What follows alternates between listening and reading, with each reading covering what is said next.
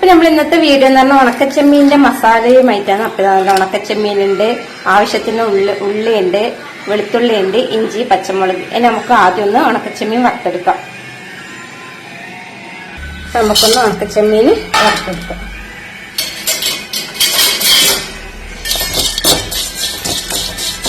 നമ്മൾ ഉണക്കച്ചെമ്മീനെല്ലാം ഇവിടെ നല്ലോണം ചൂടായി കിട്ടിയിട്ടുണ്ട്. നമുക്ക് ഇതിന്റെ തലേന്ന് കളഞ്ഞെടുക്കാം. അപ്പൊ നമ്മൾ ചെമ്മീനെല്ലാം ഇതിടെ കഴുകി എടുത്തിട്ടുണ്ട്. ഇനി ഇതിലേക്ക് കുറച്ച് മഞ്ഞൾപ്പൊടി, കുറച്ച് മുളക് പൊടി, ആവശ്യത്തിനുള്ള ഉപ്പ്, ഇതെല്ലാം കൂടി നല്ലോണം മിക്സ് ചെയ്തെടുക്കാം. അപ്പൊ നമ്മൾ ഉണക്കച്ചെമ്മീനെല്ലാം ഇവിടെ നല്ലോണം മിക്സ് ആയിട്ടുണ്ട്. ചട്ടി ചൂടാക്കി എടുത്തിട്ടുണ്ട്. അതിലേക്ക് നമുക്ക് കുറച്ച് ഓയിൽ ഇട്ട് കൊടുക്കാം. ഇനി ഇതിലേക്ക് നമുക്ക് മുളക് തേച്ചിട്ട് ഉണക്കച്ചെമ്മീൻ ഇട്ട് കൊടുക്കാം. എന്നിട്ടൊന്ന് ഫ്രൈ ചെയ്തെടുക്കാം. അപ്പൊ നമ്മൾ ഉണക്കച്ചെമ്മീനെല്ലാം ഇവിടെ ഫ്രൈ ആയി കിട്ടിയിട്ടുണ്ട്. നമുക്കിതൊന്ന് പാത്രത്തിലേക്ക് മാറ്റാം. ഇനി നമുക്ക് അതേ ചട്ടി തന്നെ കുറച്ച് ഓയിൽ ഇട്ട് കൊടുക്കാം. എന്നിട്ട് നമ്മൾ ഉള്ളി ഇട്ടിട്ട് നല്ലോണം ഒന്ന് വഴറ്റിയെടുക്കാം. കുറച്ച് ഉപ്പും കൂടി ഇട്ട് കൊടുക്കാം.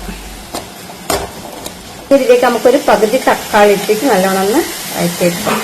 തക്കാളി ഉള്ളിയും കൂടി നല്ലോണം ഒന്ന് വേവുന്നത് വരെ വഴറ്റിയെടുക്കാം. അപ്പൊ നമ്മൾ ഉള്ളിയെല്ലാം ഇവിടെ നല്ലോണം വെന്തിട്ടിട്ടുണ്ട്. ഇനി ഇതിലേക്ക് നമുക്ക് ഇഞ്ചി, പച്ചമുളക്, വെളുത്തുള്ളി ചതച്ചതും കൂടിയിട്ട് നല്ലോണം ഒന്ന് മിക്സ് ചെയ്തെടുക്കാം. എല്ലാം നല്ലോണം വാടിയിട്ടെല്ലാം വന്നിട്ടുണ്ട്. ഇനി അതിലേക്ക് നമുക്ക് തേങ്ങ ഇട്ട് കൊടുക്കാം.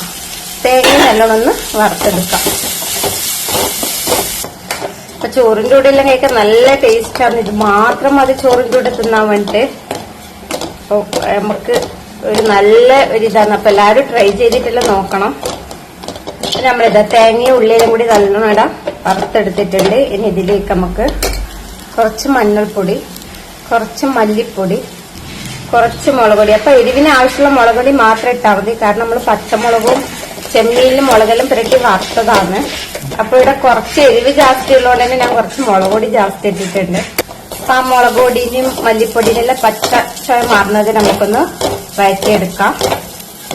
ഇനി ഇതിലേക്ക് നമുക്ക് ഫ്രൈ ചെയ്ത് വെച്ച ഉണക്കച്ചെമ്മീനും കൂടി ഇട്ടിട്ട് നല്ലോണം ഒന്ന് മിക്സ് ചെയ്തെടുക്കാം. അപ്പൊ എല്ലാം നല്ലോണം മിക്സ് ചെയ്തിട്ടുണ്ട്. ഈ ഒരു ടൈം ഉപ്പ് പോരെങ്കിൽ നമുക്ക് ഉപ്പ് നോക്കിയിട്ട് ഉപ്പും കൂടി ഇട്ട് കൊടുക്കാം. അപ്പൊ കുറച്ചൊരു ഉപ്പ് കുറവുണ്ട്, നമുക്ക് കുറച്ച് ഉപ്പിട്ട് കൊടുക്കാം.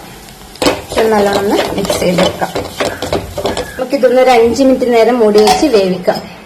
നമുക്കിതൊന്ന് തുറന്ന് നോക്കാം. അപ്പൊ ഇതെല്ലാം നല്ലോണം മിക്സ് ആയിട്ടുണ്ട്.